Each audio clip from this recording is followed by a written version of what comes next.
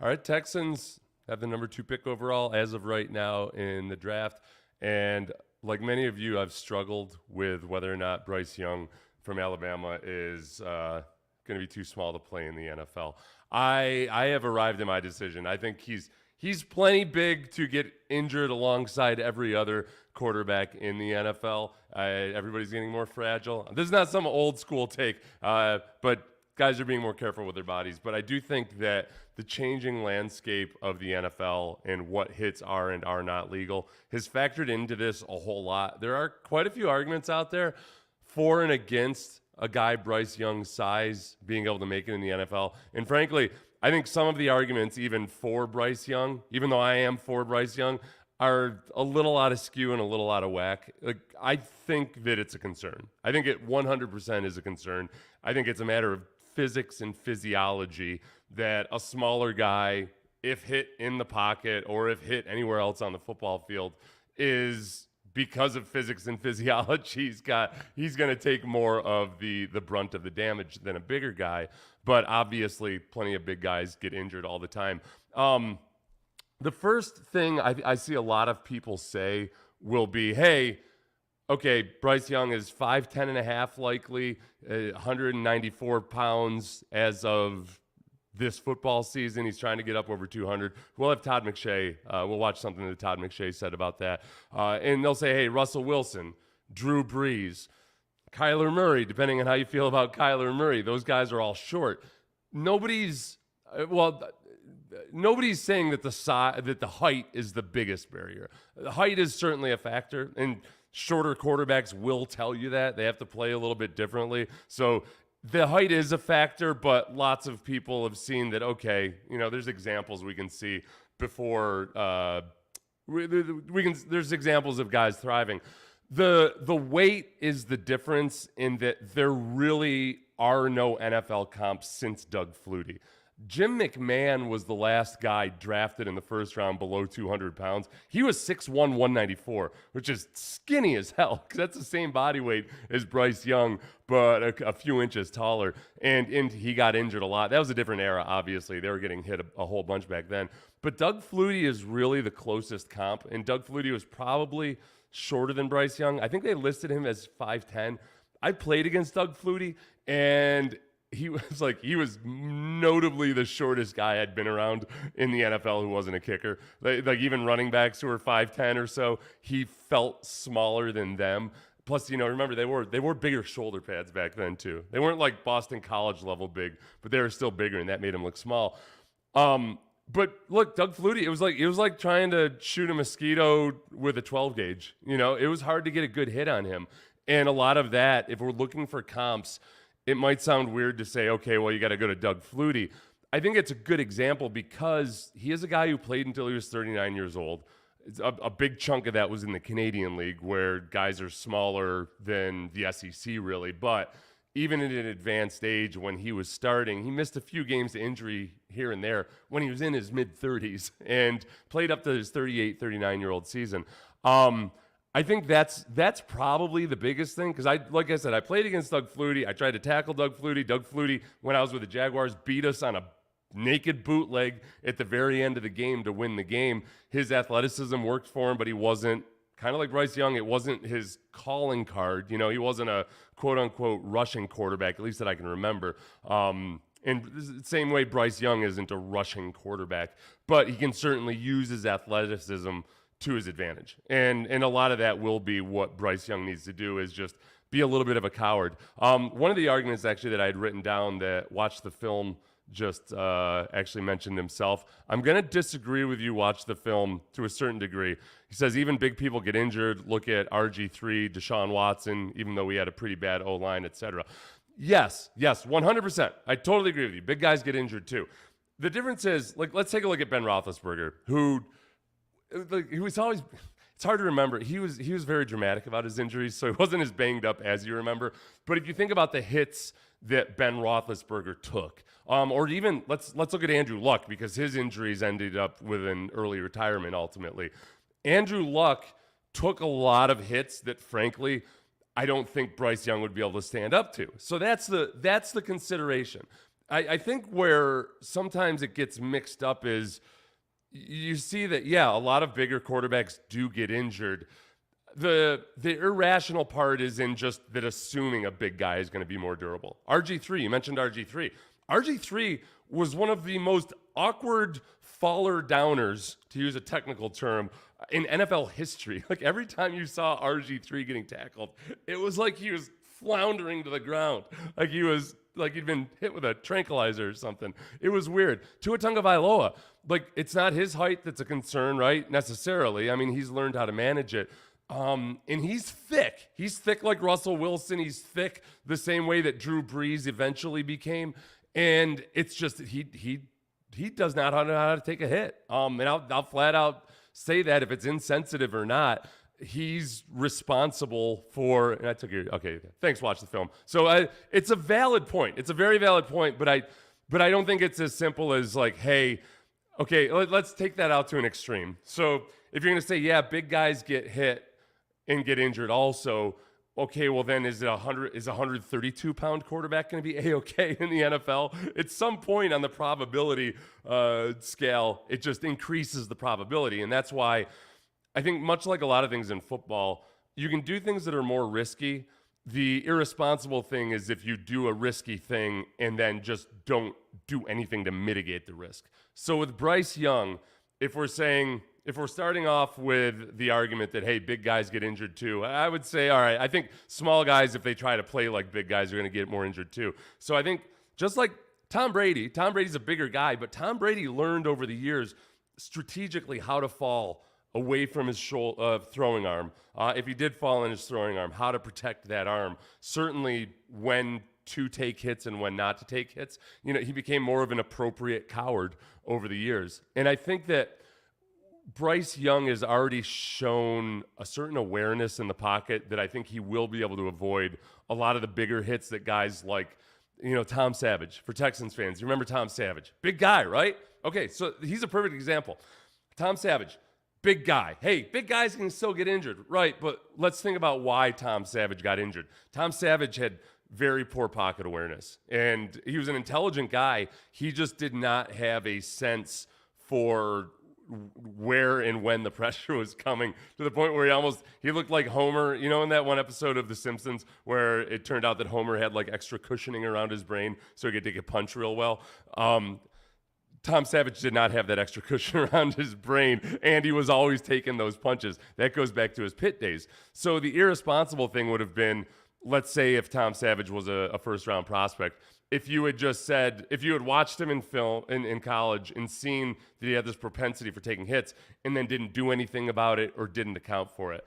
I think that's the big thing, is the Texans and Bryce Young himself have to have a plan for in play calling, in learning how to play the game. And frankly, the very injury that Bryce Young sustained this year to his shoulder would be precisely the kind of play I would say that Bryce Young needs to learn not to take. And it wasn't a mega hit or anything. He got wrapped around the legs. He went down hard, but in doing a noble thing, which was trying to avoid a sack. So at the very least, it wouldn't have been for a lot of yardage, but his offensive line wouldn't have been credited with a sack or charged with a sack. He tried to throw as he was going out of bounds, and he extended his arm, and bam, there he goes. Which reminds me, actually, for those of you who just joined us, I'm saying the comp for Bryce Young is Doug Flutie. I've been saying that for a while now, but it occurred to me that I did play against Doug Flutie, and I saw firsthand some of the smart things he did to avoid getting injured and play on until he was almost 40 years old. Not doing things like that where you're getting outside the framework of your body too much. That kind of stuff matters in the NFL. And like in the very game I played against Doug Flutie, I actually dislocated my shoulder tackling Thurman Thomas and learned a really good lesson in that game because I was in poor position to make a tackle. And I just I reached out with my arm when I could have done it with my feet instead. And boom, there I go. Thurman Thomas. You know, I've run into Thurman Thomas like a bunch of times, and I've never actually told him that he dislocated my shoulder, which probably is some kind of weird psychological insecurity of mine because he was a boyhood hero of mine. So that's that part of it, that, hey, big guys get injured too, it doesn't quite hold sway, but I think it does illustrate that sometimes I think NFL personnel departments themselves aren't necessarily paying as much attention to it as they should. Here's Todd McShay. Todd McShay addresses A, the concern, but also B, just exactly what he sees in Bryce Young that echoes a lot of what I see, but I don't have the same lingo that Todd McShay does. I think he's special. And listen, he's undersized, and that's going to be the whole conversation leading up to the draft. 5'10.5" is what I was told by an NFL scout who went and measured him in the summer. And when I talked to him before the Mississippi State game, he said, I bulked up to about 193. And he's working with a nutritionist. It's just, it's not normal for his frame to be over 200, but I think he's going to get there. So the biggest concern is, can he stay durable and healthy throughout his career? But I think he's a smaller version of Patrick Mahomes. The presence he has in the pocket, the ability to feel pressure coming, the ability to see the whole field and make all the throws with really good touch and timing.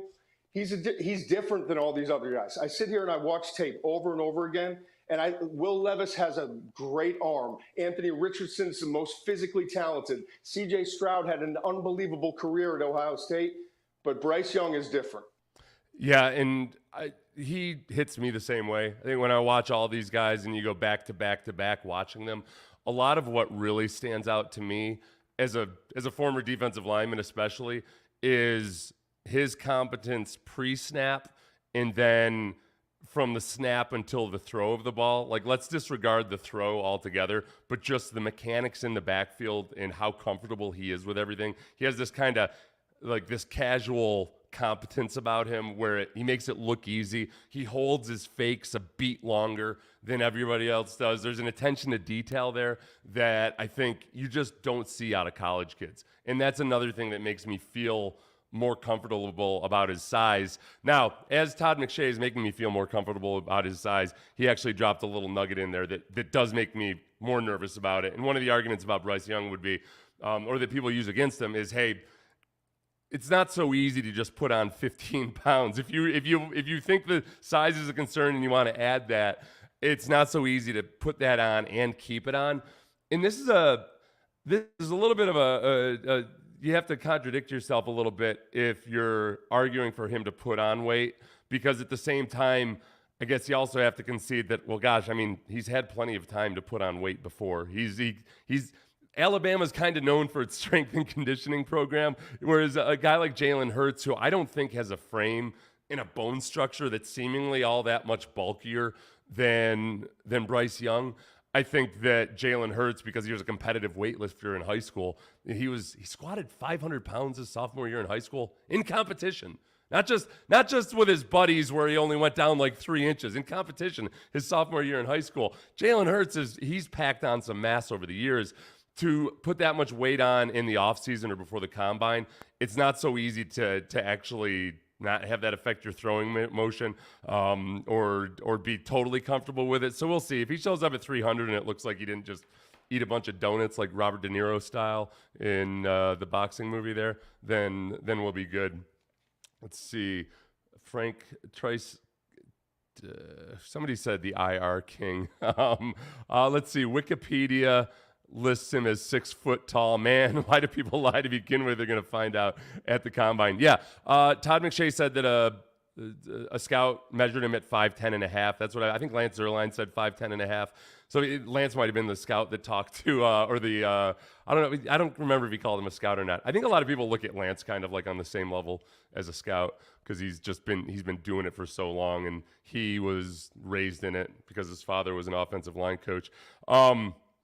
I think the other thing too is this maybe to add weight to the, hey, big guys get injured too. Mel Kuiper had said, well, we're not worrying about the fact that he's 5'11". We're worrying about what Bryce Young is at 180, 185, that size, that stature, that lack of, can he hold up physically in the NFL? I think that's going to be something we'll debate through the process, certainly. And I think he should. And I'm pro Bryce Young. For anybody just joining us, I am 100% pro Bryce Young. I am nervous about his size. I feel like it's my younger brother out there playing varsity when he shouldn't be or something when it comes to the size itself.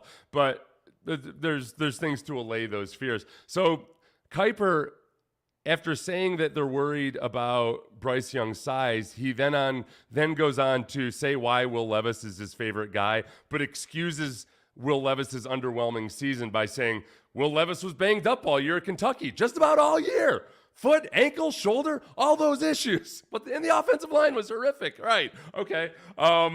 Big guys get injured too. Bryce Young can't play the same way big guys do without suffering some repercussions. He has to play a different way. He has to be a little bit craftier and smarter about which hits he does and does not take. I'm going to show a play from Josh McCown in a little bit that really does a good job of showing his pocket awareness. I think that's the other part. If you're going to look at a smaller guy and think, okay, I can't have this guy out here. Frankly, like Baker Mayfield, who wasn't as small as Bryce Young or as light as Bryce Young, Baker Mayfield did some dumb things in terms of being too brave on the football field for a guy his size especially. And I think that caught up to him. I mean, Baker Mayfield was showing enough flashes that if he had just simply stayed healthy, he might have been okay. One of the other arguments that people will make is that they can't hurt you if they don't catch you. And I see this more on responses on social media and whatnot. I guess I feel like if you've watched the NFL a lot, it's hard to, if you think back and think about the times you've watched the NFL, it's impossible to always avoid hard contact. There's nobody like Lamar Jackson is a much better athlete than Bryce Young, and you're gonna get hit. You're flat out gonna get hit at times. Lamar Jackson runs a lot more. Don't get me wrong, in the pocket or on bootlegs or what have you. There's gonna be times where the blocking breaks down. There's just simply no, hey, if they can't catch you, they can't hit you. They're going to catch you at some point. They will always catch you. It's unless it's me chasing you, they will catch you. The Bryce Young's injury itself, we talked about this a little bit earlier. People bring up, some people say it was a non-contact injury. That was a contact injury. I think because he wasn't like hurt by the collision, they say it's a non-contact injury. But they'll say, hey, Lamar Jackson or various other guys had these non-contact injuries. I do believe, with probably zero proof in science whatsoever, but just based on the way I felt when I was a player, I think there's such a thing as cumulative trauma. And when I played at a lighter weight, a lot of times I would make more plays, but I felt like my natural body weight was about where I needed to play interior defensive line in the NFL. I needed to be at about 305, or I was just getting buffeted around too much. It just hurt, and my body wouldn't recover the same way. And I think likewise, we've heard Brett Favre said the same thing one year, and this was after he'd cleaned himself up, so it wasn't like a prescription dosage or anything issue. It was that he got leaned out one year and then felt like midway through the season like he just didn't have the ballast to take some of those big hits. So he ended up bulking back up in that season. It was like 10 or 15 pounds. And that, I guess that's the other thing is people will say, well, hey, what's the difference if he ends up being 198? What's the difference between that and 215? Like Alex Smith was 215 when he first came into the league. That's not that uncommon for guys to be 215, but that's still pretty small. 15 pounds can be a lot. Walk around, like take a 20-pound dumbbell the next time you go to a gym and just kind of walk around with it for a while. That adds up. It's significant. And again, if you're just joining us, I'm okay with it. I'm okay with it, but you got to account for it. Let's see, Dr. Matar says, could we say 1 pound per inch is more important than the totality of weight? Just spitballing. Yes. But that's because body type is the problem here, I think. Because earlier we're talking about Jim McMahon was 6'1", 194 when he got drafted. Last time a guy was drafted in the first round weighing less than 200 as a quarterback. And so that's skinny. That's 3 inches taller than Bryce Young or 2.5 inches taller, but the same body weight. Yeah, that's skinny. I think that's where, when you look at Russell Wilson, when you look at Tua Tagovailoa, when you look at Drew Brees, those guys are perhaps an inch taller, 2 inches taller, but 30 pounds heavier perhaps. That's the difference. Drew Brees, I've said Doug Flutie I think is the best comp in terms of size, structure, height, all of that. perhaps a young Drew Brees might be a pretty good one too. And I feel like Jalen Hurts, if Jalen Hurts hadn't worked his ass off like he did for so many years and put on so much muscle, I feel like Jalen Hurts would have been his frame doesn't strike me as being really big. You can almost tell guys, when guys are really defined, like bodybuilders, they have small joints and it makes their muscles look that much more magnified. They've got so much muscle mass compacted on with those small joints. Jalen Hurts looks a little bit like that because he's just so impressive physically, but a lot of that was put on in the weight room. So yeah, I think that does matter, but it's not enough to counteract some of the valid arguments. And again, I think Bryce Young is my number one guy because he's the best football player, and that makes up for a lot of it. If you're concerned about Bryce Young in the pocket, Josh McCown, near Texans coach Josh McCown, who is by everybody considered to be a hell of a guy, and yet very few of us actually wanted him as our football coach. He does a podcast with Josh Norris, and I'll put a link to it in the comments when I'm done with this video here because it's really good. I'm guessing that they probably won't be doing any more of these podcasts since Josh McCown is now coaching for the Panthers. But here's Josh McCown on one play. I cut this up a little bit just to make it shorter. Like there's a busted play here. Okay, something's not right. There's not a lot of panic. You see him move like he might want to leave, but then he adjusts and keeps climbing the pocket. His eyes are still up. And listen, this is going to be part of his world next year, okay? Mm-hmm. As he moves into the NFL, inherent in being a top 5 pick it's probably with a bad football team, a team that's rebuilding. This creative arm angle that Bryce Young throws with right here. He's aggressive. His core is strong to make that kind of move, man.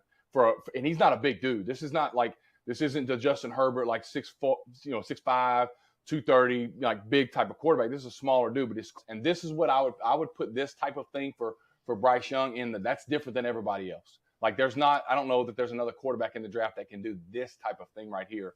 Right. And then you start moving into the 32 in the league, the starters, and what they do. And this is a trait that you see the high level guys do. And so I think this is very encouraging, at first blush to look at Bryce Young and see him. So, okay, obviously, you can go out and find highlights of various guys doing things like that. I think what Josh McCown was saying is that you see that consistently. And just that little clip you saw from the end zone where he was maneuvering around in the pocket, I think that's the most encouraging thing is that, yes, he's very athletic, but I think maybe why I thought McShay was getting a little ahead of himself in comparing him to Mahomes because Mahomes' arm talent is just unlike anything hardly we've seen.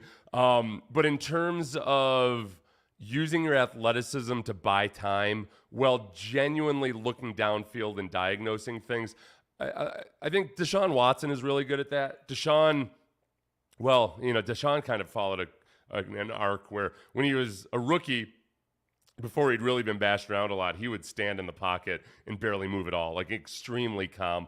Then after a while, he started to scramble a little bit. Then I think he got shell-shocked for a little while and actually dropped his eyes at times. And then he started to regain it again in his last year with us. So I think that the one thing that stands out about Bryce Young is that, like in that play, when things break down, there's zero panic whatsoever as he's kind of maneuvering around really large human beings. Now, a pocket in college is not the same as a pocket in the NFL. It just collapses that much faster. The guys in the NFL tend to be a lot better at getting their arms in throwing windows, and that's why you'll see, whether it's Russell Wilson, Drew Brees, some of these other guys, they do a really good job of finding the passing lanes. Drew Brees would shuffle into the right passing lanes, figure out how to find it with his feet, and then he'd like kind of look out the bottoms of his eyes with his head cocked up, and he found ways to account for his height issues. The body weight is obviously the big thing. An argument in favor of Bryce Young that I partially agree with is just simply that, hey, the NFL is different these days. Guys are getting flagged for not even landing on guys. They're like trying to roll off of the quarterback, and they're getting flagged because that gets interpreted as trying to fling him to the ground or something. Yes, that is 100% true. And I think it makes that probability of a cataclysmic, huge collision go down, or the number of collisions that he's going to take over the course of a game or a season, that'll go down because he's going to take some hits when he's standing in the pocket.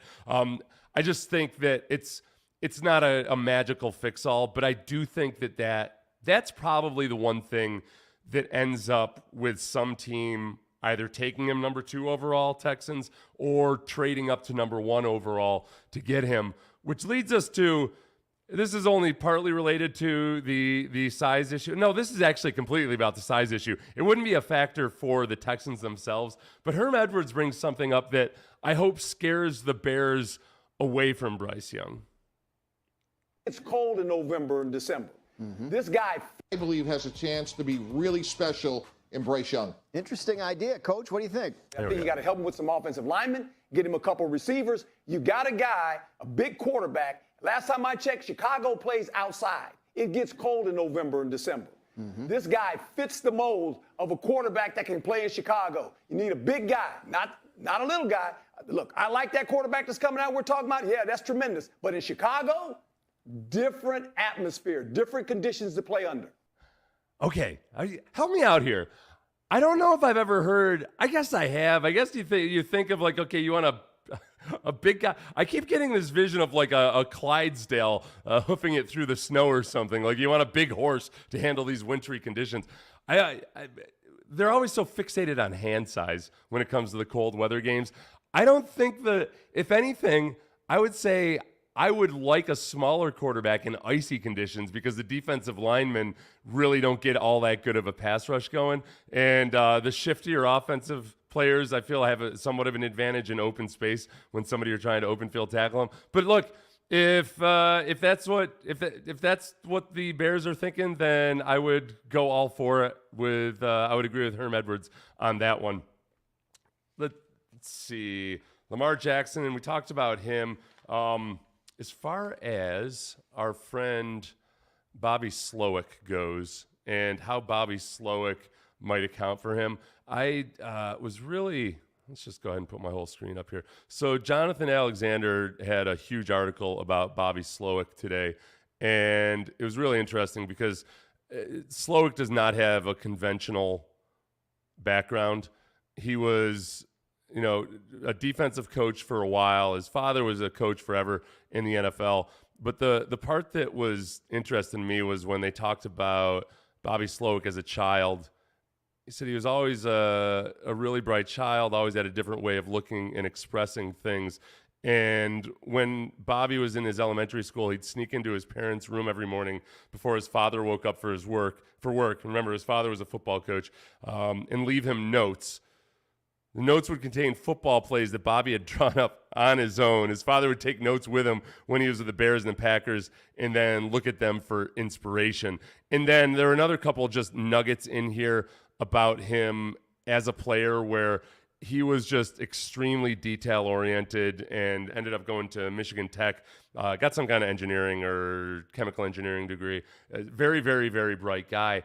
But he has spent time, A, as a coach's son, B, as a defensive coach. He's known the Shanahans his whole life because his father coached under Mike Shanahan. And I think that just like Kyle Shanahan and some of these other guys that are the sons of coaches, that's where the upside is. I think that if he's been steeped in this system or parts of this system for his entire childhood growing up, and he's got a familiarity with some of the concepts, he's also got a different perspective because he's coached on the defensive side of the ball. He worked at Pro Football Focus for a couple years, which is okay. We haven't talked about this because it just occurred to me. I think some people look at that and think, well, okay, I feel a certain kind of way about Pro Football Focus, and I don't like Pro Football Focus, so what the hell is he doing there? This is what you have to understand about the Pro Football Focus guys. Whether you agree with their grades or not, they watch so much film, like way more film than any retired ex-NFL players that are jabbing around on their YouTube channel. They watch a lot of film because they grade all of those things. And again, you can argue with their methods or their grades. They watch a lot of film. But what I think Bobby Slowik may have gotten in those 2 years at Pro Football Focus is with all that film watching and grading and understanding schemes. And remember, you see the same plays over and over and over again. You see various RPOs over and over and over again, to a point where you just get more reps at it. And then you combine that with his background, and the way people describe him is that he's just an absolute perfectionist.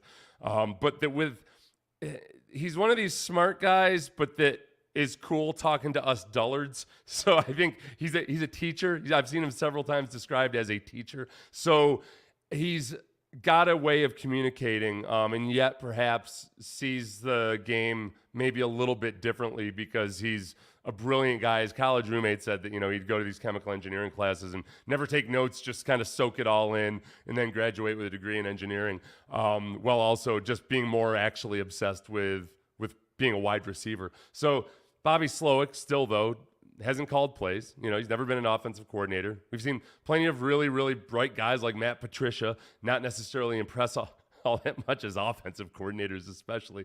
But even as a defensive coordinator, Patricia was a rocket scientist. It went to RPI, Rensselaer Polytechnic Institute, and just didn't quite have the same personal touch that I've heard that Slowik does. So I'm eager to see exactly how that Shanahan system, where they did get both their quarterbacks injured, partly by having tight ends try to block really good pass rushers, which you do. There's times where you're supposed to do that.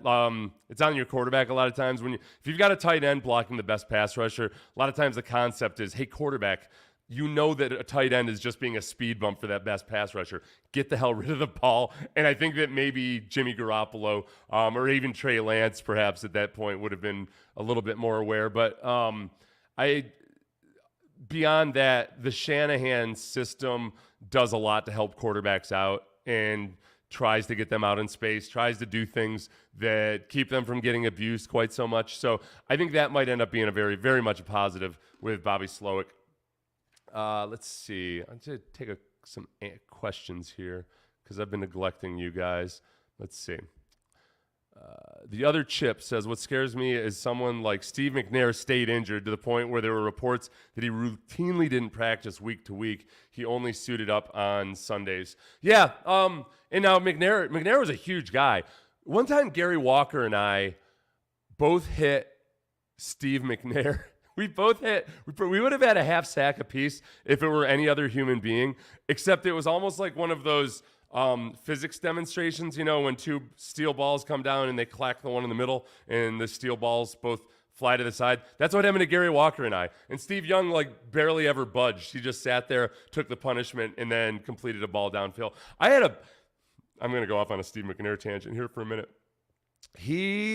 Steve McNair robbed me of 3 sacks in a game once. I would have had a 4-sack game, and I feel like if it had been maybe 80% of quarterbacks in the league, they would have gone down on 3 of the missed sacks. But he was just so damn strong and fast. He was so good. But he took a lot of abuse. He was a bigger guy, but he sat there and he took the abuse. I don't think he necessarily took care of his body because he was still so relatively young. Sometimes guys don't really figure out how to take care of their bodies until they get into their upper, 29, 30, 31 or so. And he was just banged up all the time. So yes, bigger quarterbacks get injured, but if Bryce Young were to try to play like Steve McNair played, he'd get injured a lot more. He would be, I think he'd be in the hospital. He can't sit there and take that kind of punishment. Or even, I really wouldn't want to see him do anything like Deshaun's pinball play that he had in the playoffs against the Bills. He's got to figure out different ways to do it. Let's see. Arm strength is nothing comparable to Mahomes. Yeah, Dr. Mader is responding to something that Todd McShay said, which did not. I think what McShay was saying was he compared him to Mahomes I think he was trying to compare his ability to maneuver in the pocket, to escape pressure. One thing Bryce Young does, and think about this the next time you're watching Bryce Young highlights, he is very good about stepping up in the pocket, as opposed to so many college quarterbacks that because they can get away with it, they flee backwards out of the pocket. Remember, Mahomes would do it because he could get away with it because he had an arm that was way better than Bryce Young's or anybody else's. So he could drift back 20 yards and still launch one downfield for like a 40-yard strike. Bryce Young's not that guy, but he already has a sense for stepping up into the danger. When I watch him at his size, it's almost like they tell race car drivers to drive into the crash. You know, wherever the cars are, that's not where they're going to stay. So you drive into it and they shift out of the way. He kind of maneuvers his way around like that, like a little ship amongst battleships where he's got maneuverability and he can dodge in and out of them. I'll give you one more analogy. The Empire Strikes Back. What are those big creatures? You know, those big scary gun creatures that walked on four legs through the snow. But when the X-Wing fighters could get all around in there, he's an X-Wing fighter, basically. I know everybody says that. Let's see. Terry Kendrick says, media constantly gaslighting Bryce Young. Okay. Terry, can you clarify that for me? I think that, I don't know, man. How are they gaslighting Bryce Young himself, or is it that they're short shrifting him? I don't know. Let's see. Brian, you were a former player. LOL, just kidding. Go Texans. I think he's referencing a joke from, if you're one of our listeners didn't know that I played in the NFL, which I liked because I'd like to think that at least if you hear me on the radio and you don't know I was a former player, you're not like, wow, this guy's got to be a former player because stupid. What the hell? How the hell did he get this radio job? Who did he favor? Who did he do sexual tasks for? That's not me. I got in the fair and square, which is to say cheating by playing pro sports first. But Brian says, all I know is that I'm excited about this upcoming season, period. Things are looking up. I am really pleasantly surprised by how I feel about this offseason. I didn't expect this. Did any of us really expect for there to be kind of a uniformly good feeling about the Texans right now? It just, we took shot after shot to the chin for how many years, and it was inflicted by the Texans themselves at times. It was inflicted by Deshaun Watson doing whatever Deshaun Watson did. It was like all these things. But I think really the thing that turned it around so quickly, obviously, was hiring DeMeco Ryans, because even if, and I see some people saying, hey, DeMeco hasn't won a game yet. Yeah, yes, exactly. We get that. We understand the way that sports schedules work, that he hasn't won a game and he hasn't truly proven himself. I think that we've grown so accustomed to watching the team just get dragged through the mud, many times fairly, but many times unfairly, because it's just really easy if you're in the national media to just say like, oh yeah, the Texans, I'm going to say something snarky, and sure, who cares, whatever, if it's true or not. So the fact that they got DeMeco Ryans in the midst of so many people not even accepting it as a possibility. Like there were people who were just flat out almost claiming it as a fact that DeMeco Ryans wouldn't go to the Texans. And then when DeMeco did go to the Texans, there were people who hadn't really read an article or paid attention who were acting like, oh, well, I can't believe none of these other teams, I can't believe they didn't like DeMeco Ryans. Like, they all liked DeMeco Ryans. DeMeco was turning down interviews. So getting DeMeco was a coup, and we haven't had a whole lot of coups around here in a while. I still see some people write that they're skeptical of how much of a chance DeMeco is going to get or how much of a runway he'll get. He'll get a reasonably long runway, I think. And a lot of that is just based on now you have a hire, which is the first hire in the last 3 years, which I think is one that was intended to be and planned to be a long-term hire. I don't think that they were necessarily nihilistic about the Lovie Smith hire. I think that they got backed into a corner and they realized that we got to change directions, and they saw Lovie Smith as at least an NFL head coach. Like, if, at the very least, compared to Culley, where it was a mess on so many levels, Lovie Smith's an actual NFL head coach, and maybe it'll work out. And I think they could tell that the times had changed too much, and it wasn't the right move. So in going out and hiring DeMeco, when you now have a GM who's still got several years on his contract. I know contracts don't mean squat anymore. DeMeco's got a 6-year contract. It doesn't mean squat, except that if the Texans did fire him after next year, he'd get paid for 5 more years. Cliff Kingsbury's got 5 years left on his deal. So I think that he's going to have a long runway. He's going to have time, especially if they draft a young quarterback. They'll have time. Bryce Young is my favorite right now because I think that the size concerns matter, yes. When I look at these 4 quarterbacks, if I'm going to include Anthony Richardson in this, the guy who looks most easily and comfortably and competently to be a quarterback, like a genuine NFL quarterback right now, if you take size out of it, if you just take the way he plays, he's just got more juice than those other guys. And a couple of those guys might really, really work out. That's just how I feel about it right now. I think it helped him out that the talent actually wasn't as good at Alabama as it traditionally is.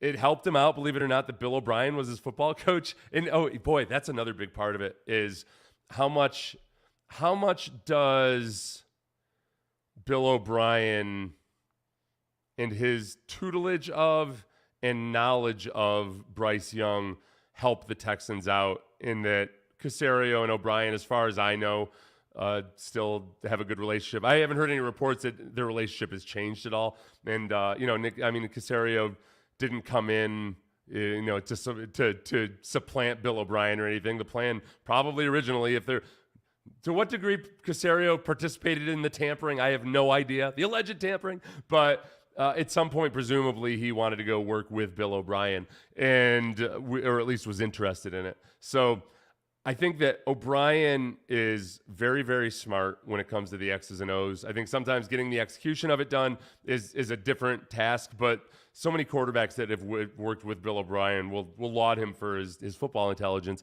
And I think he hopefully has been able to impart to Bryce Young some of the things that it's going to take and understand, maybe above and beyond what they could actually execute in college. They've had that time together. Unfortunately, it would be nice if O'Brien were still at Alabama, frankly, because he'd be a nice asset as a guy that really, really knows the NFL deal. Not to mention he wouldn't know the offensive system necessarily, but he could certainly help out with a lot of that part. But he'll have other resources now too. Let's see. Jehuva07 says, if Bryce stays healthy, I legit think he'll be a top quarterback in the league. I'm not. I got to tell you, I stopped being cocky about my selections a long time ago. And I'm not saying that you shouldn't be, Jehuva. I encourage you to be as cocky as all get out when it comes to the draft. But, man, when you talk to people in personnel and GMs and guys that have been in the league forever, they always, even when they're genuinely excited about somebody, they've been genuinely excited before. And there's so many variables and so many things you just can't predict that it's a good bet you're placing. You feel like, okay, I got a good bet. But when you're at the horse track and you feel like maybe you got some inside information or something, I wouldn't know anything about that. But let's say that hypothetically, and you feel really good about it, but you just don't know. You flat out don't know. So you get excited about it, but you gotta stay away from the bold proclamations when the further along you get in the industry. And I feel bad for those guys because so much of it is tied to those top draft choices sometimes. I'm not talking about, I don't ever feel too bad for the GMs because they get paid quite handsomely for what they do. That's part of the gig, that you're going to get blamed, you're going to get credited, all that. But some of the scouts that are still trying to make a name for themselves to just, you don't want to have a bad run. People try to be as rational as possible. But even rational people, when you're playing cards and you're having a bad run, what do? You damn your bad luck.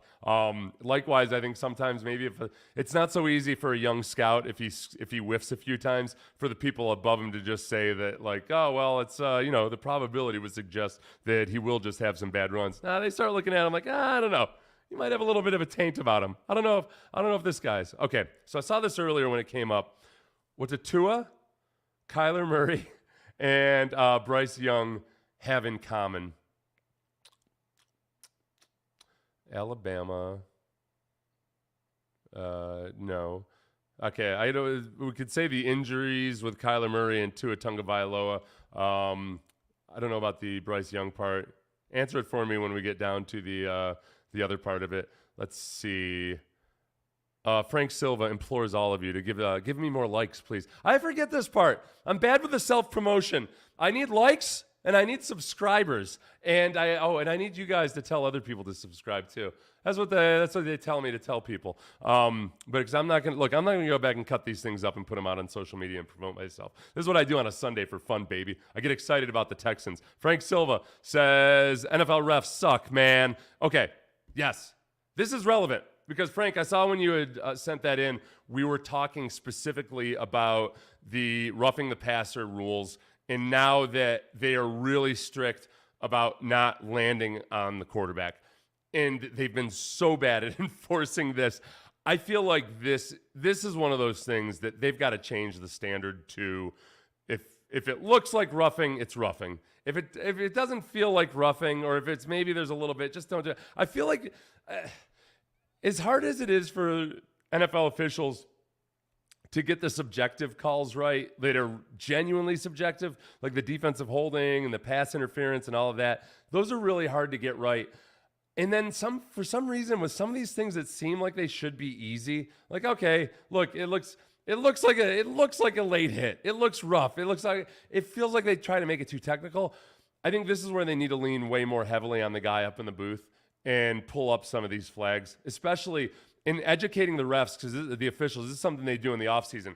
You guys remember, was it the Giants game at the end of the year? Yeah, it was a Giants defensive lineman in the playoffs, tackled which quarterback? Anyway, tackled the quarterback and was in the process of taking him down, like let go of him because he didn't want to slam him to the turf, but because he was twisting and let go of him, the quarterback went down and hit, and it was ruled that he threw the quarterback to the turf, even though he was just letting go of him. Like, he just centrifugal force threw the quarterback to the turf. It wasn't the defensive lineman, and yet that's what they have to deal with. Like, they have to school those guys on that in the offseason. And I say that even as I'm encouraging the Texans to draft Bryce Young. I don't think, this is what I'm hoping with the Colts. Can the Colts trade up to number 1 overall? Certainly they can. Will Jim Irsay, regardless of what he said about that kid from Alabama looking pretty good the other day, does Jim Irsay, after having seen Peyton Manning have his vertebrae fused, after seeing Andrew Luck retire from football at the beginning of a preseason because he'd gotten knocked around so much, does Jim Irsay, and I know Jim Irsay is the height of rational thought in this country right now, but does even hyper-rational Jim Irsay, is he able to look at Bryce Young and think like, okay, well, I don't want to overreact to the size issues. The league is different these days. I think Jim Irsay would have a visceral response to the thought of his quarterback getting hit the way Bryce Young might get hit. So I think we luck out on that one. If you are like me, somebody who wants Bryce Young, if you want CJ Stroud, then your stress level is way down. If you want CJ Stroud, are you actually pretty comfortable right now, or are you, if like that the Texans will at the very least get one of the top quarterbacks? So if you like CJ Stroud, can you talk yourself into Bryce Young, or is the size that big of a concern? Because this is the other part of it for the size for me is, let's do this. Let's look up the history of the number 1 overall pick. Because I think sometimes sometimes we just kind of, in our minds, we pencil these guys in as slam dunk superheroes because they're number 1 overall picks ahead of time. And that's why we're so disappointed when it ends up being, perhaps like Clowney, who's still a good player, but not necessarily a guy that you think really was worth that number 1 overall pick. So let's do this. Let's share this screen. And if we look at, that's too small for you guys, isn't it? Let's see. All right. So of these guys, let's start right up here as we scroll down. Trevor Lawrence, so far so good. Joe Burrow, so far so good. Kyler Murray, not so sure. And you just said gave him all that big money. Baker Mayfield, not worth it. Myles Garrett, certainly worth it. Jared Goff, thought he was going to be worth it, but gets traded away. Jameis Winston, certainly not. Jadeveon Clowney, I would argue no. Eric Fisher, viable NFL player, yes, and not worth a number 1 overall pick. Andrew Luck, injured. Big guy, injured. Cam Newton, certainly worth it. Sam Bradford, Matthew Stafford, Jake Long, Jamarcus Russell. Like, it's a 50-50 proposition. So when it comes to taking a chance on a quarterback, if you love him as a football player and you feel like, all right, you know what? This guy, compared to, say, the quarterbacks last year or in some previous drafts, this guy, Bryce Young, I feel really good about him as a football player. But he's so small. He's as small as Doug Flutie. But Doug Flutie did stay relatively healthy and durable, did spend most of his career in the CFL, but he had more years in the NFL than I had remembered, because early on he had his first few years, from his rookie contract. Then he went to the CFL. Then he came back. But for a guy who was playing in the NFL in his mid-30s, was really smart about not taking contact. He wouldn't have been worth a number 1 overall pick. But if Bryce Young is the guy that you think is the actual best quarterback and you're concerned about the size, you have Doug Flutie as a comp, and you have the fact that the NFL is getting less and less physically demanding on the quarterback position year after year after year. Let's see. Frank Silva says, bet Bryce evades a lot of tackles because of his size. Yeah, like I said, when I played against Doug Flutie, it felt like shooting at mosquitoes with a 12 gauge. It's like you've got all kinds of firepower, but you just can't get a good clean shot on it. And I think even if you hit a mosquito with a 12 gauge slug, the mosquito might just ride the slug to get to a new locale and then start feasting on the blood of whatever you shot. It's kind of morbid for a Sunday. Every time Bryce gets tackled, I'm going to have flashbacks to Clowney when he came back from injury. Every time he tackled, oh my God, can you remember Clowney? There was that period where Clowney, every time he went down, it just felt like, okay, just get up, man. And then I think Clowney would be another good example of a guy that, yes, he's big, but he was stiff. And at the very beginning of the stream, we were talking about guys who are big, but that size only protects you so much. I think if you take a Ben Roethlisberger and you take a Bryce Young, those guys, if they stood in the pocket and if Bryce Young took all the hits that Ben Roethlisberger took standing in the pocket, I don't think I'm being sizist to say I don't think Kyler Murray would have stood up to that. You got to figure out how to not take as many hits the way Ben Roethlisberger took. But for guys like Tom Savage or others, then it's for Tom Savage or others, there was a lot more that went into it. Andrew Luck obviously didn't last nearly as long as Ben Roethlisberger. He took a lot of hits as a big guy, but he let himself take those hits partly because he was big. So it's all a matter of just figuring out how to account for it. The one thing the NFL, and I think somebody mentioned Lance Zierlein here. I thought Lance made a good point the other day. I saw a thread in which somebody was arguing with Lance, and I think I understood what Lance's original point was. It says Lance Zierlein seems pretty confident that the Texans will trade up for the Texans for Bryce. Do you agree?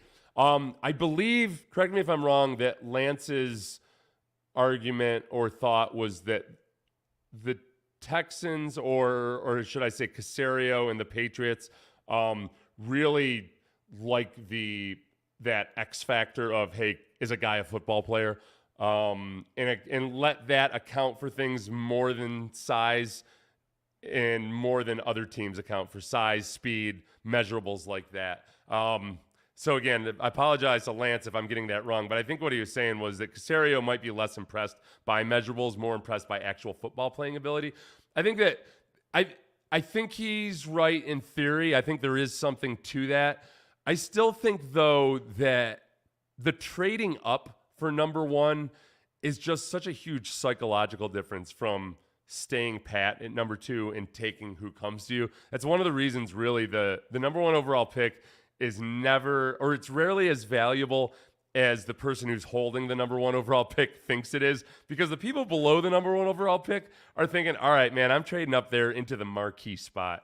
And it's, you know what, it's kind of like taking the lead early in a race, in a auto race, running race, whatever. When you're the person out there that's breaking the wind, and to hold that position for a long time, you pay the price if it doesn't work out, if you don't gamble right. And trading up to number 1 overall, ends up sometimes losing people their jobs if it doesn't work out. If you have the number 1 overall pick and you bust it, it just doesn't feel the same as if you trade up for number 1 overall. I'll do you one further. I think trading up for Jason Babin from They traded from the second round into the bottom of the first round, if I remember correctly. Just trading up into the first round in general is kind of fraught with peril, and it's just it looms large in the mind of people. Oh, that reminds me of something. I've told you guys before that I think Bill O'Brien is a very, very bright football coach. I think he does a lot of stuff that's really, really good. And I said that the entire time he was coaching. I just always felt like he had some perhaps blind spots that he didn't. You know what? I'm going to put a pin in that because I blanked. Oh, yeah, okay, this is it. Okay, so in the draft, man, if you're wondering whether I'm an ex-NFL player or not, that was it right there. So you remember a couple minutes ago I was talking to you about the humility that a GM has to have, or ideally, hopefully a GM has some level of humility because you screw things up. Likewise, you always, as a GM, want to actually value the opinion of the people who work for you. So they might disagree with you about something, but you certainly don't want to squash that disagreement because good GMs have blind spots and they know they're going to be wrong sometimes. So they want to have all those blind spots. Good GMs know they have blind spots. They want to fill in all those blind spots the best they can. So if we go back to the COVID draft, remember Bill O'Brien had his blow up on the Zoom call, and by lip reading, it looked like he said, "That's your pick, Jack." And so there was some kind of a disagreement. I remember there was a little bit more detail there. But it was the Zach Cunningham pick. And Bill O'Brien just flat out saying, "That's your pick, Zach." I got to tell you, when you talk about having blind spots as a GM or perhaps just the wrong mindset, there was something about that moment. It didn't occur to me until just earlier this week when we were talking about this. Like, think about what goes into saying something like that. Like, "That's your pick."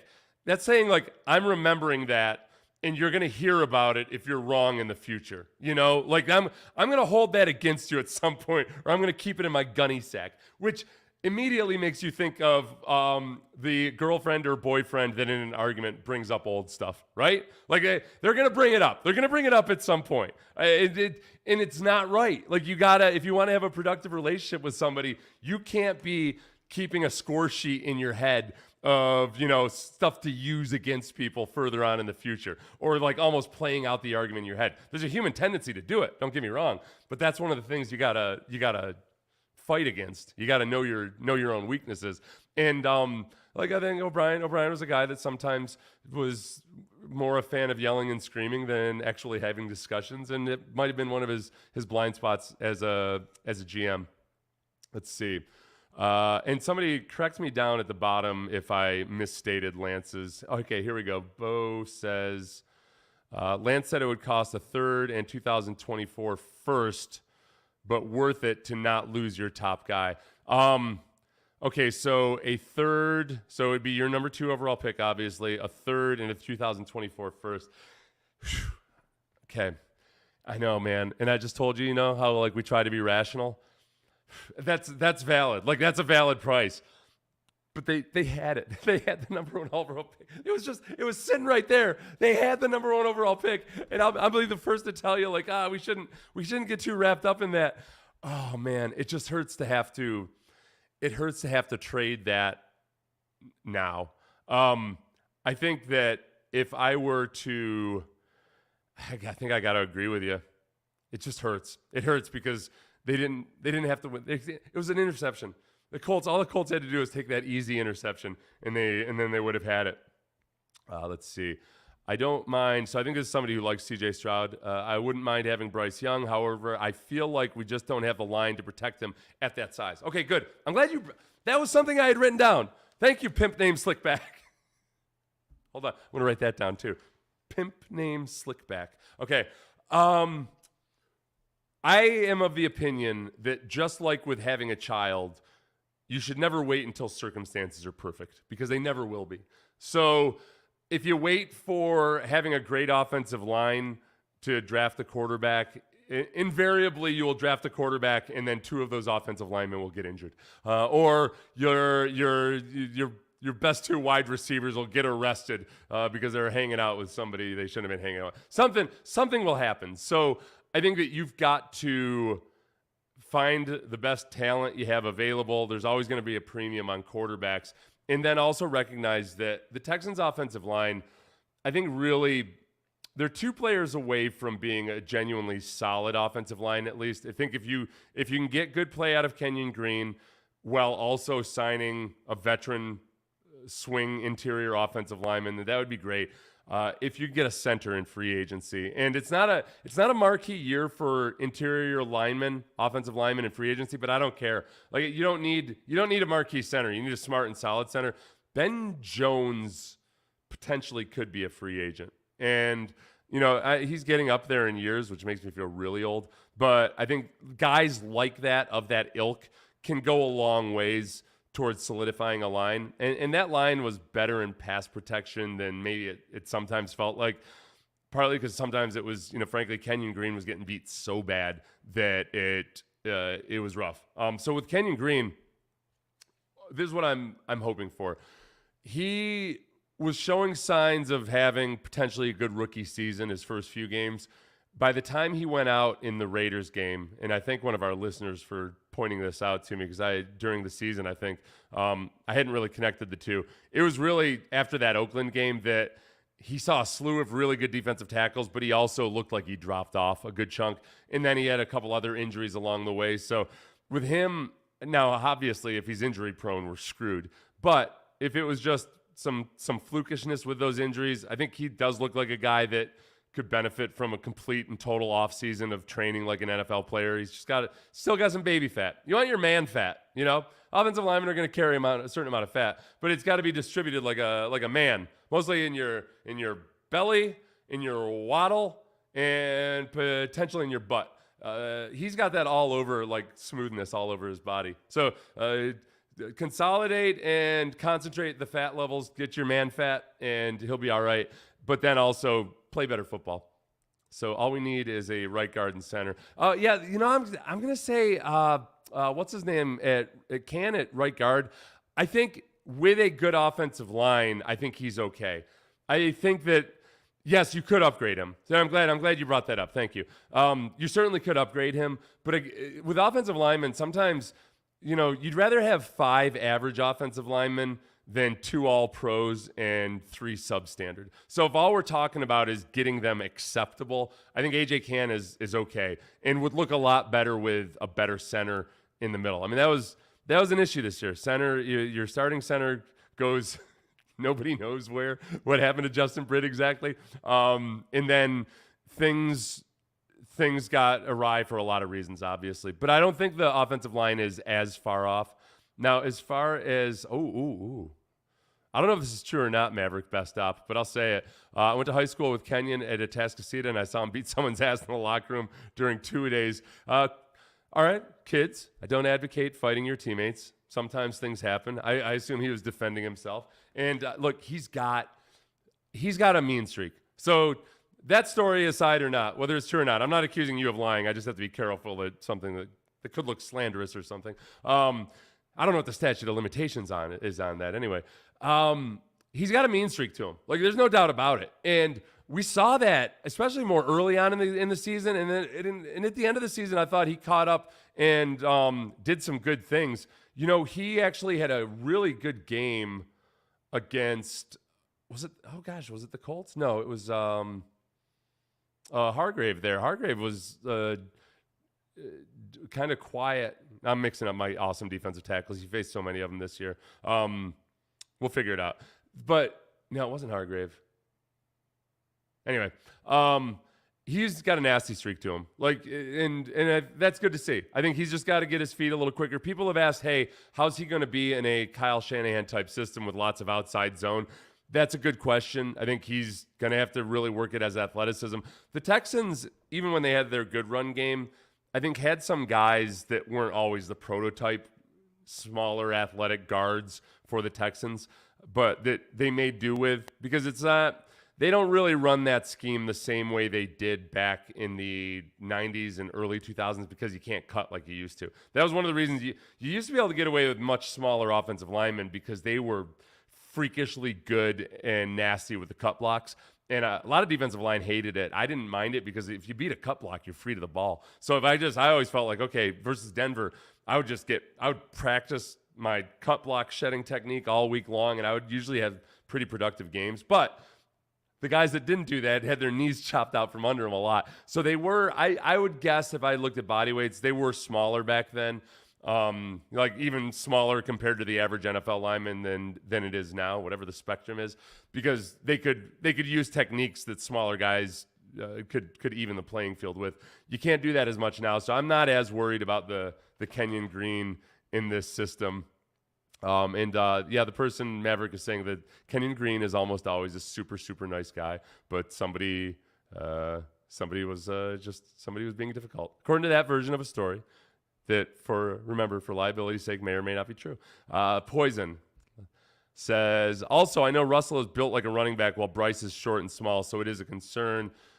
Russell is like 225, Bryce is 190. That's concerning, but they're about the same height, or maybe Bryce is 1 inch shorter or half shorter. Yeah, and I think that's been the common theme, is that height is not the big concern. It is a concern, but enough shorter quarterbacks have made it that you can see it and you can compare him to other short quarterbacks.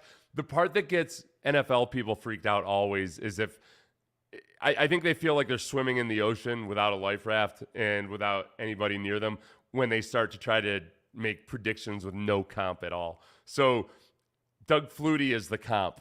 And in terms of size, I think that Bryce Young, boy, I mean, you go back to, all right, try to evaluate Boston College in the 80s versus Alabama in 2022. There's no way to make a quarterbacking comp necessarily yet. But I think in terms of athleticism and size, Doug Flutie's probably the best guy. And having played against Doug Flutie, I think he was really smart about not taking huge hits. And that was in a time and day where they started cracking down on late hits, but we were still allowed to take a step or two and then hit a guy. And even if you got flagged, you weren't going to get fined a whole lot. So it was a different time, even when Flutie was finishing up in the early 2000s. He would have taken some hits, but he was a scrappy, wiry guy. I think Flutie almost might look a little stockier than Bryce Young. Bryce Young just looks so lithe. You know, he looks like he should be modeling male clothes or something like that. John Joshua Izigbu. Tell me if I get that. I apologize if I didn't. I know we like Bryce and CJ, but which one will thrive in the Shanahan system? If they can plug and play quarterbacks to the 49ers, could we do the same? Yes. Good point. Okay, this is where I always am with anybody from Shanahan. It's tough. There's a double-edged sword to being able to get so much out of so many different types of quarterbacks. Because, okay, Matt Schaub, I think Matt Schaub had a better career with the Texans than he could have in a lot of other places because of, obviously, Andre Johnson and Arian Foster, but also because of Gary Kubiak and playing in that system and having the ability to have his brains and his ability to repeat things in practice, all those things. It's a repetition-based offense. That made Schaub a lot better than I think he would have been if he had stayed in Atlanta or somewhere else. But then I think it does I think sometimes the coaches themselves, whether it's Shanahan or Kubiak or anybody else, might start to think like, hey, we can do this with a lot of different quarterbacks. It's way more nuanced and complicated than that. But it's, there was a point where Gary Kubiak said, no, we're going to roll with Schaub. We're not going to roll the dice with Peyton Manning. So I think that's what it comes down to is Kyle Shanahan has done very well without really having found the guy at quarterback yet.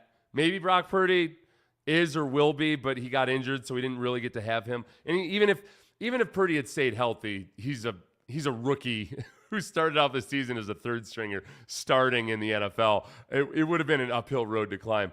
So I think that Shanahan has got to look at these multiple championship game appearances and Super Bowl appearances and say, all right, yeah, with a quarterback better than Jimmy Garoppolo, we probably would have done it. And you can't even really blame Garoppolo for losing that Super Bowl game. It's just that a great quarterback would have taken you above and beyond. So, yes, I think that I would feel like there's a good shot with any of these guys, particularly the top three, and then maybe Richardson. There's so much unknown there right now. It's just so hard to project. But let's say with those four guys, I think there's a good chance that you'd get a lot out of them with let's say the best of the other three. There's a good chance that you'd get something out of them. But that's different than than elevating everybody else around you. That you want to be that transformative guy. And it's the same thinking I had with taking DeMeco instead of an offensive-minded head coach. Because I think that flat out, if you're looking for your best shot at having a credible offense and somebody that's not going to get hired away to be a head coach elsewhere, if things do work out, then by all means, take an offensive-minded head coach. And let that be a tiebreaker, too. If you got two guys that are tied, and you're like, boy, I like defensive coach over here, and I like offensive coach over here, I look at them equally. Okay, we'll take the offensive coach. That's a no-brainer if you genuinely feel about it that way. But I think if you're trying to reach out for greatness, I think that, yeah, that's when you're going to have to take some calculated risks and gambles. And to me, it doesn't even seem like a risk or a gamble per se, any more so than a normal gamble. When, to me, I thought DeMeco was just far and away the best natural leader and the best overseer, potential delegator, all of those things that a head coach has to be. I think DeMeco was the best choice amongst those. But it's also that reaching. I'll take a defensive coach because I feel like he's that special compared to these other guys. With Bryce Young, I think it has to be the same thing. It has to be, all right, you know what? We're going to stretch and reach a little bit for this kid because he's way smaller than anybody we'd normally be comfortable with.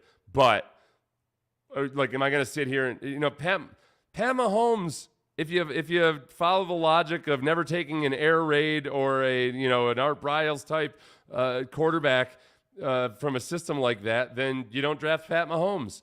And it's worked out. If you don't hire a defensive coach, then I guess at some point, Kraft went out on a limb and hired Belichick. The Steelers hired Tomlin.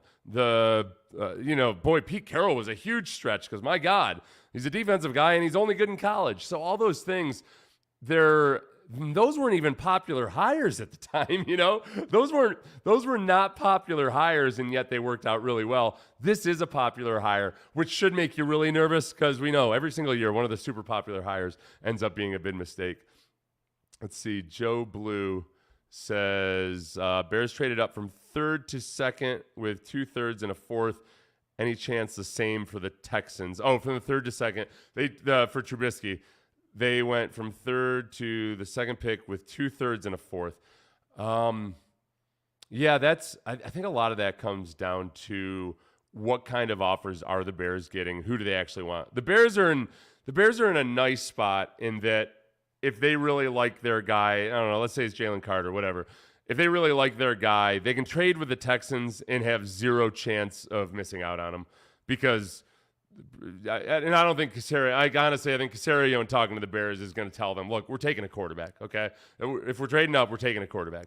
So they can trade back to 2. And just for what it's worth, just a little aside, like, guys don't lie about it. So if guys say something like that, they're not lying about it because they got to do deals with these guys in the future. So there's gamesmanship, but then there's just flat out horse sense sometimes and just knowing when you just got to be flat out brutally honest. So that's the question is, okay, does anybody else feel like they want to be more aggressive in trading up to number 1 overall to get a quarterback? And is that psychotic whack job Jim Irsay the guy? That's the big question. And I think that price that you suggest here, Joe Blue, would work if nobody else is trying to aggressively trade up. If somebody else is trying to trade up, they're trading back from 4th or lower. It's going to be a pretty impressive package. So that's where I think the Texans' first pick goes. And I guess as much as it hurts because the Texans could have just been sitting in the catbird's seat, but they made the damn mistake of winning a football game. I still don't know how to feel about all of that. I think then if you really like Bryce Young, you got to do it.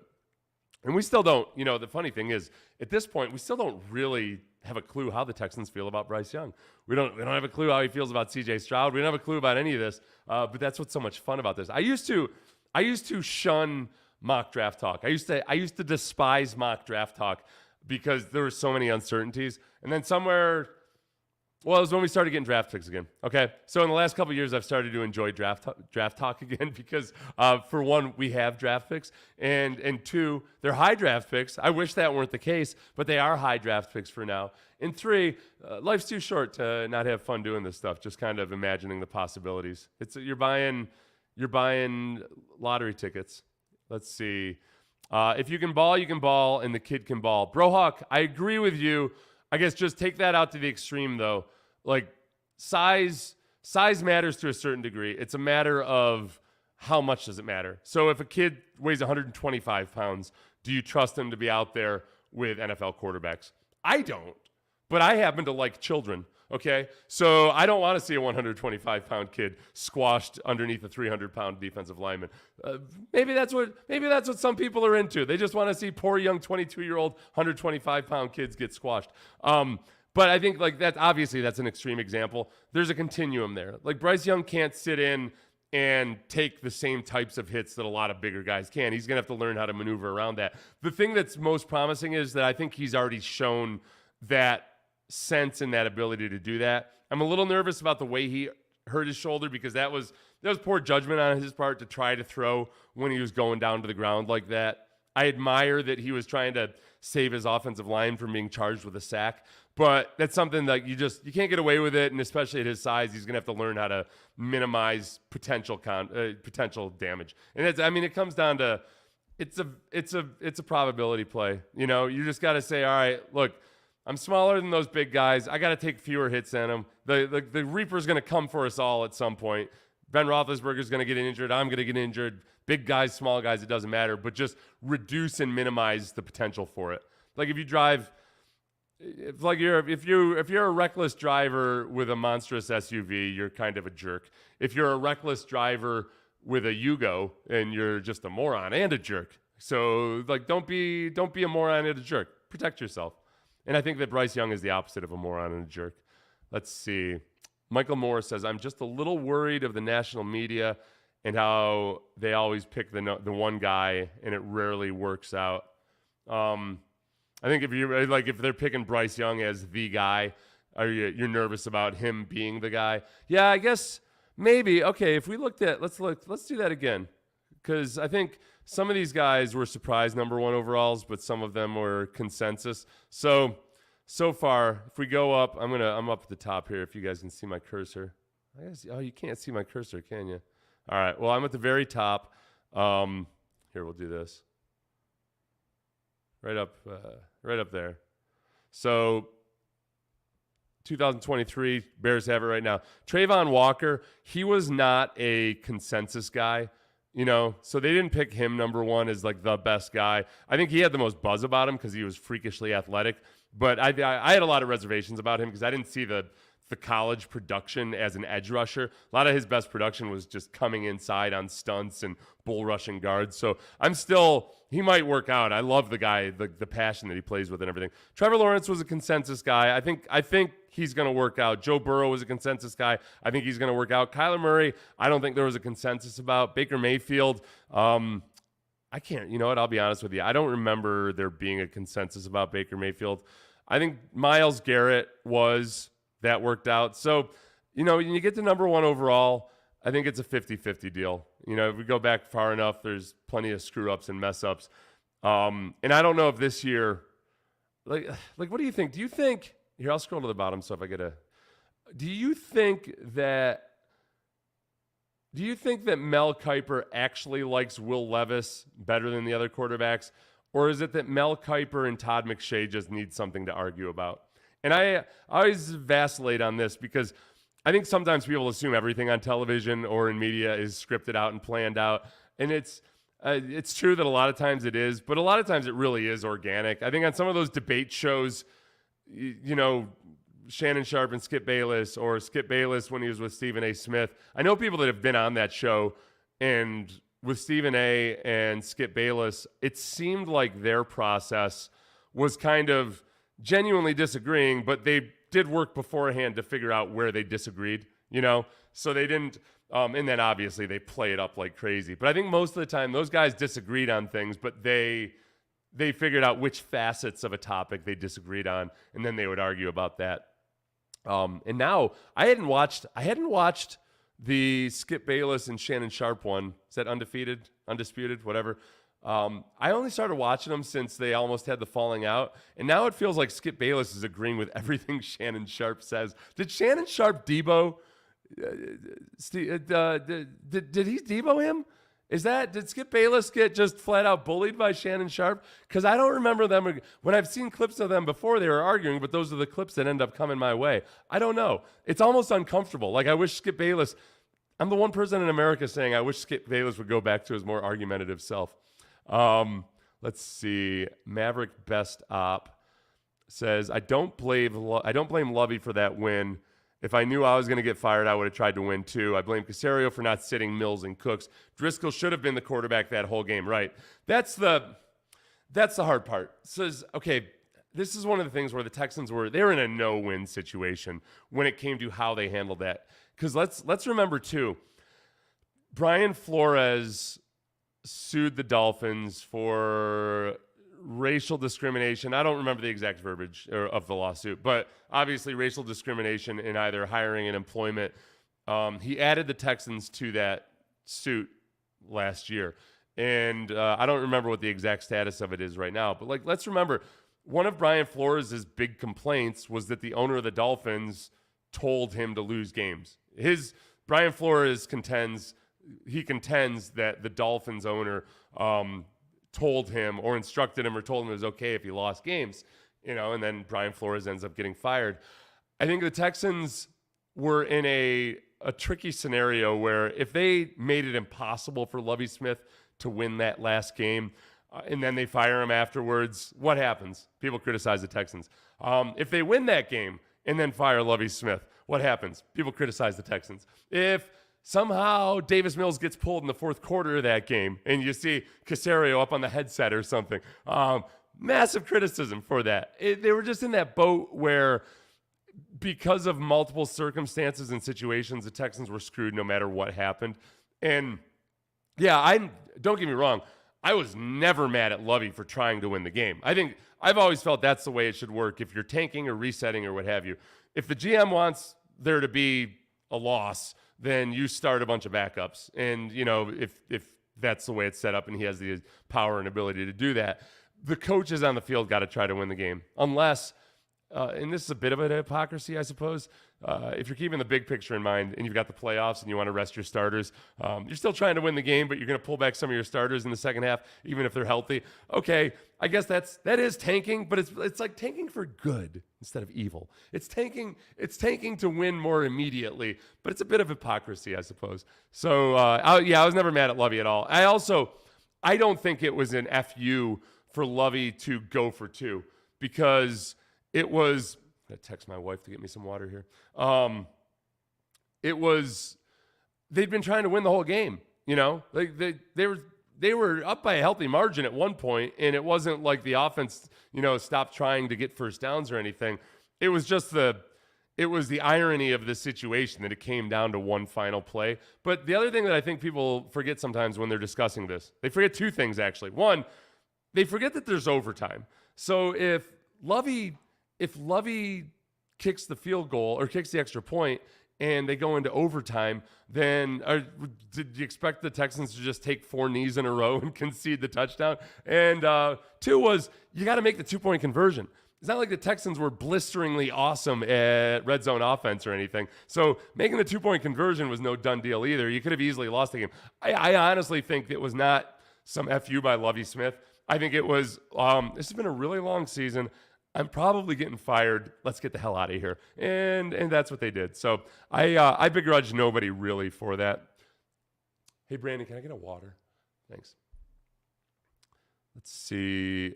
Garrett Bradbury from the Vikings. Oh, Garrett Bradbury from the Vikings is a zone center. Nick should make a play with him. I guess, the other question, too, aside from free agency, if you're trying to bolster the interior offensive line, is, a trade. I forget. I don't want to trade any of my picks. And yet the Texans have too many draft picks almost to actually, thank you, to use all of them and be comfortable with getting free agency acquisitions. I think they're going to consolidate and move up in a couple places, or maybe trade forward to next year. That hits right. So, story real quick, Van Morrison. That song, It Stoned Me to the Ground. It was about when he was 10 years old. He and his buddy had been fishing They stopped at some little house in his village in Ireland, and some old dude gave them water, and then like over the course of the next 10 or 15 minutes, he said he entered another dimension, like had this mystical experience, which sounds sketchy as hell. But Van Morrison sells it like, yeah, it was like this powerful religious experience after some old dude gave him, sounds like mushroom water or something. I don't know. So I try to enjoy water as much as Van Morrison did on that night. Let's see. Shannon said they had a conversation after a day or two after. Yeah, a conversation. So Shannon Sharp and Skip Bayless came to an understanding. They came to an agreement. And now Skip Bayless agrees with everything Shannon says. And almost like deferentially so. Almost like, oh, yes, Shannon, tell me what to think here. Tell me what to think. Which I feel like I'm joking about Shannon threatening Skip Bayless, obviously. But I think maybe Skip really understands like the appeal that Shannon does. Like Shannon just has a draw. I think there's a lot of people that might not even like Shannon Sharp, but like want to tune in and watch. He's very, very charismatic. In a year where there's no clear number one, you let the picks come to you instead of reaching and trading away additional draft capital, especially when we are just not a quarterback away from being competitive. I like that thinking, Will S. And this is where I get in trouble, where I start thinking with my heart instead of my mind so much, is I've thought about Bryce Young so much, and I've been willing to set aside the size concerns because I do think that, A, he's smart enough to avoid as many big hits. He's going to get hit, and because he's smaller, those big hits are going to be more dangerous, but I think he can avoid a lot of them. And B, because the league is changing, I don't think guys are going to get hit nearly as bad even next year as they were this year. It just keeps getting softer and softer. I don't even say that in a negative way, but I get hung up and wrapped up in liking Bryce Young, and it makes me want to trade up for him. But when you see the actual price that it would take, I'm with you. I think Bryce Young, because of the size is the big thing that people have a hard time getting past, the actual body weight. But we can't forget that the height is a concern too. Like it's surmountable. You can get over it because we've seen it plenty of times. Russell Wilson, Drew Brees, maybe the best examples as of late. You can get over it, but we can't pretend that it's not a concern. And that's what keeps it from being a slam dunk number one overall. I think the height probably would still keep it from being a slam dunk number one overall, but then you add the body weight to it, and that's where I'm not going to be mad at all if we stand pat and maybe Bryce Young follows to him. If they go with one of these other quarterbacks, I'm not going to be angry either. Which I guess probably points to the fact that there's not a clear cut number one overall. Joe Blue also says he thinks. I'm curious what Slowik thinks of Mills. Okay, this is what's fun. And how things change. When Caserio got here, remember he said he referred to Deshaun Watson as the player, and it was like big news. Like it was like, oh boy, here comes this New England mentality, and he's not even going to refer to Deshaun Watson by name. It's a little bit different because Deshaun Watson had shown so much promise, and he had the big contract and everything.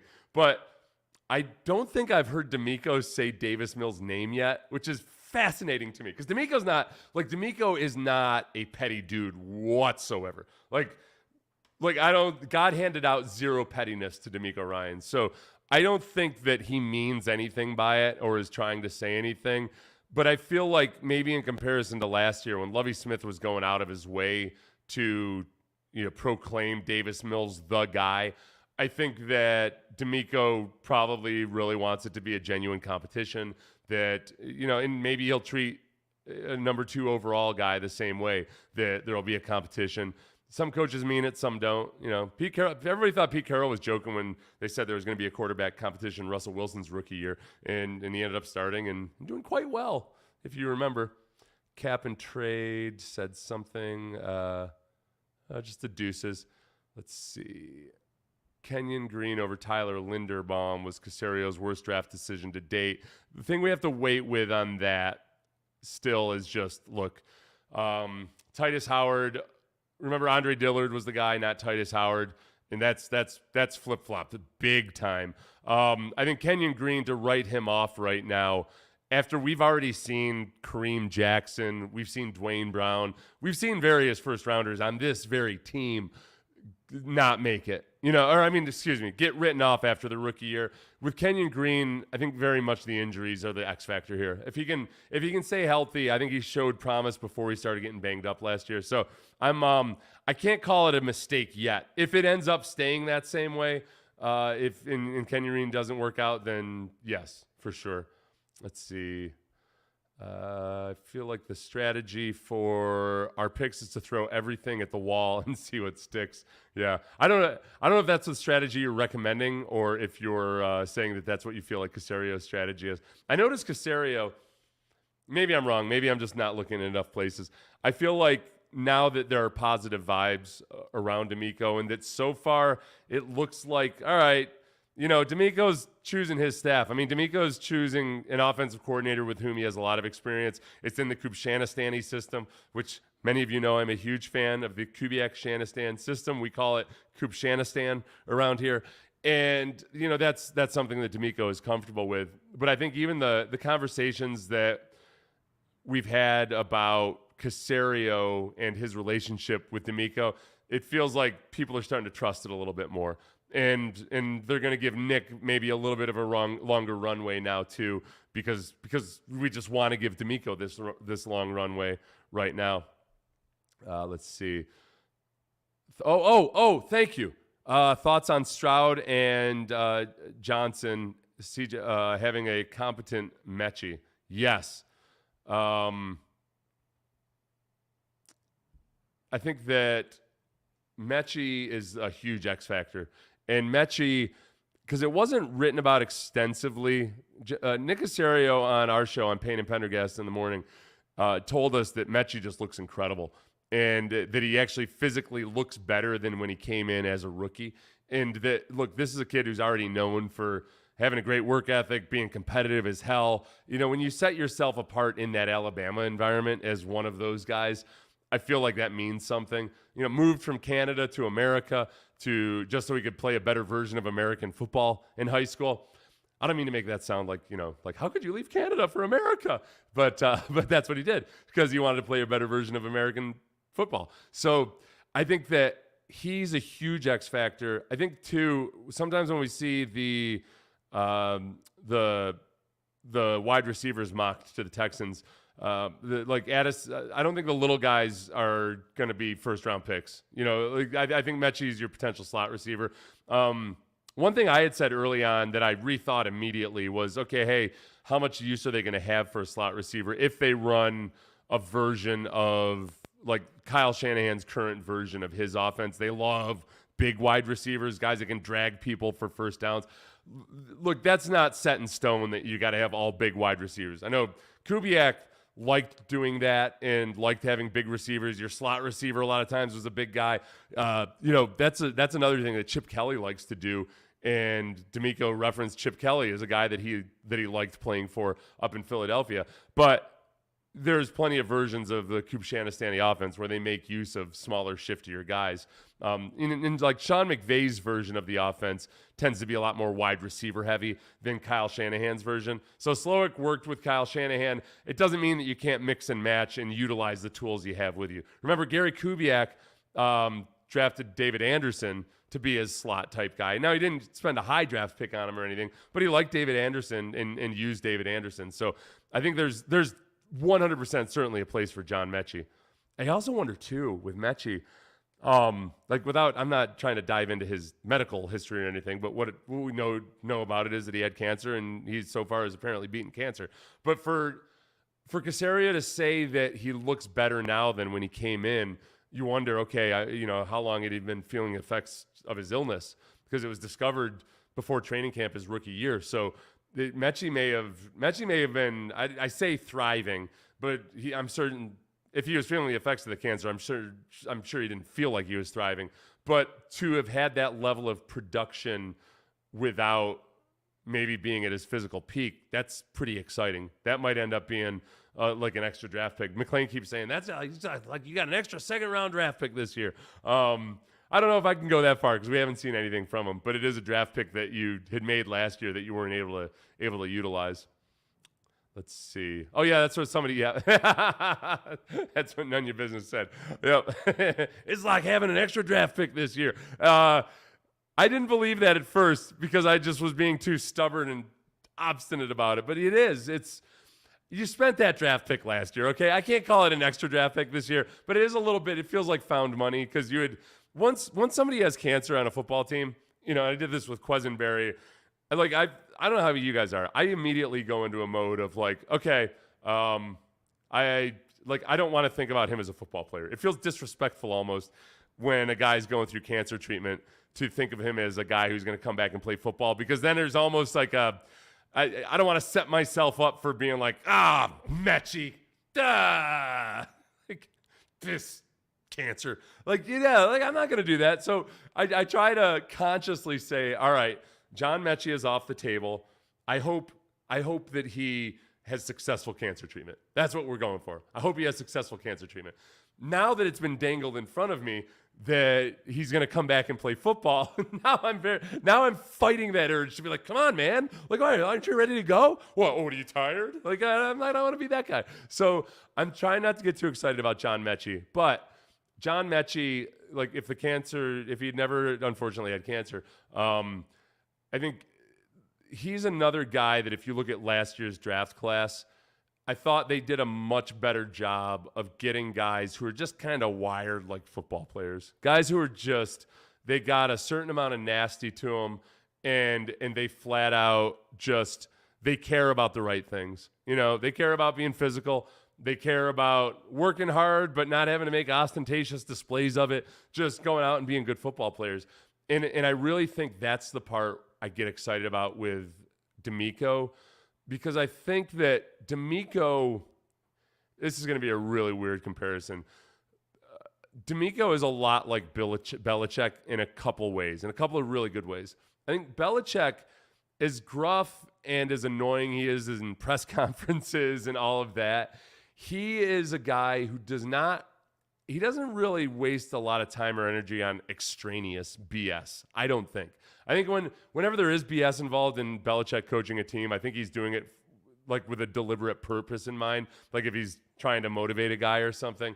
But he kind of just keeps so focused on winning that it allows you to see things more clearly sometimes than other people. And I think in scheming too, one thing the Patriots have always done well is they keep very focused on neutralizing or blowing up the opponent's biggest threat.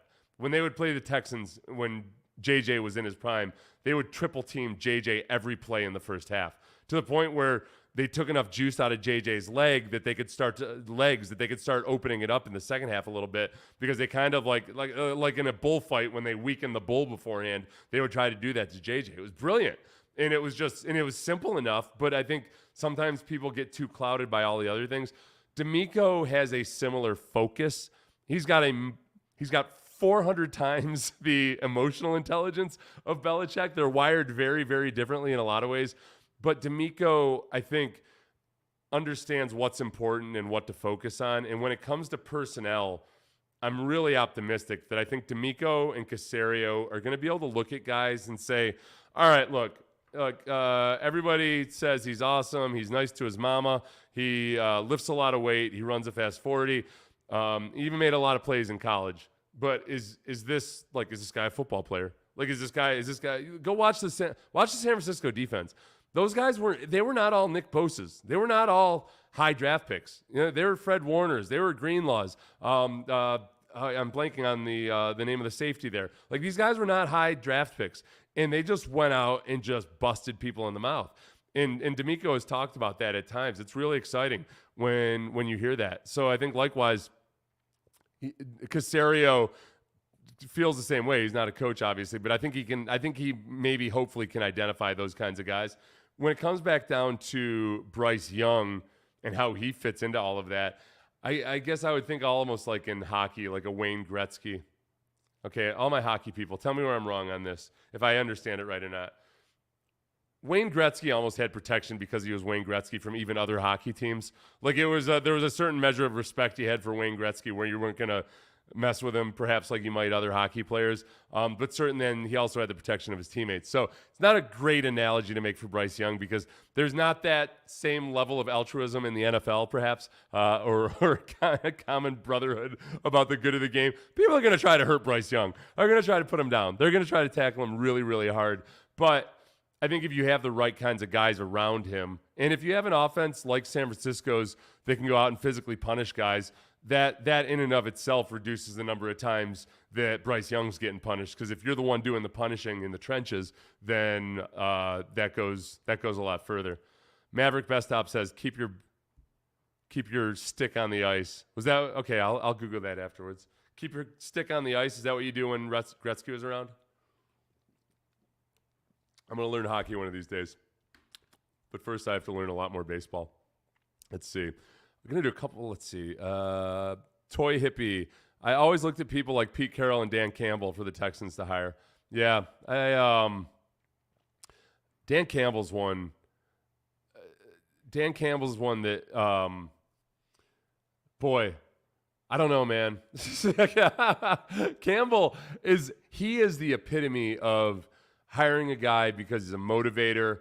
I don't think he's thought of as like a highly intelligent offensive mind or anything. Not saying that as an insult or anything. He's just not a whiz kid, so to speak. Like Slowik, Bobby Slowik is being the way he's described, and Jonathan Alexander has a really good story in the Chronicle this morning about him. He's a chemical engineering major, some kind of engineering major. He's really, really smart. He is a bright guy, but he doesn't have that same motivational, old school coach's vibe that Campbell does. And I think that's the interesting thing where Caserio has hinted at this a few times. And I think, unfortunately, it's why they were flirting with Josh McCown. There are things that led them to Josh McCown that I actually like. I think that Caserio has looked at coaches in the NFL and studied them, because this was one of the things that Bob Kraft reportedly tasked both Caserio and Easterby with, is trying to figure out, okay, what do we do when Belichick is gone? And I think one of the things they did was they studied Caserio. Let's just talk about Caserio. Caserio studied like different attributes and traits of NFL head coaches. And as we all know, being a good offensive coordinator does not automatically mean you're going to be a good head coach. Also, being a bad offensive coordinator does not mean that you can't be a good head coach.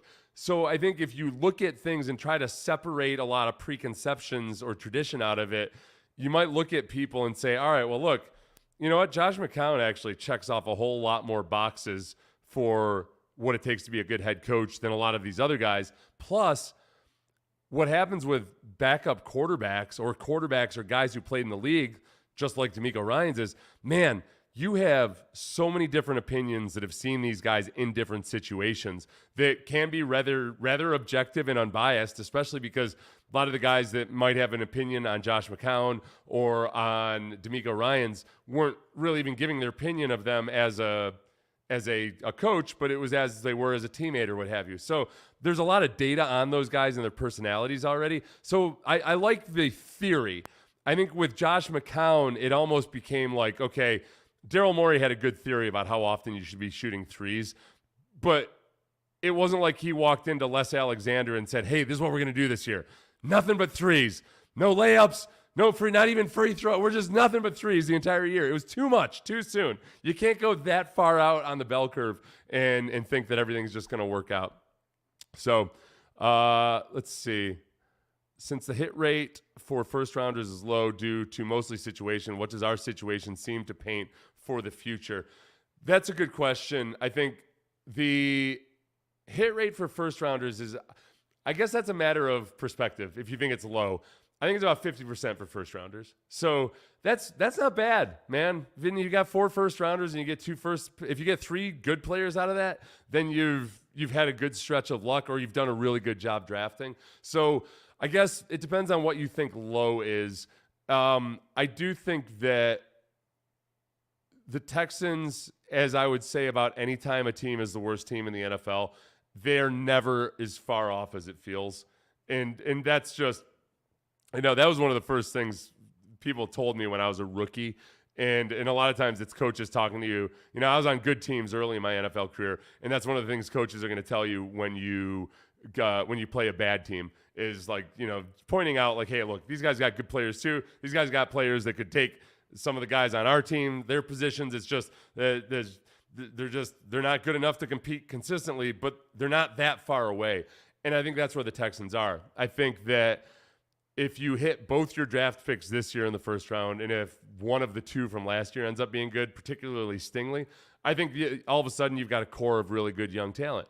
I think that the Texans in free agency the last 2 years have been very meager in their expectations. They've gone after guys who are journeyman types just so they could have some guys around to be good mentors and tutors for the younger players, for the younger draft picks. Because you don't want to, like, the Rockets are in a situation now where there's a deficit of leadership for some of these young super studs.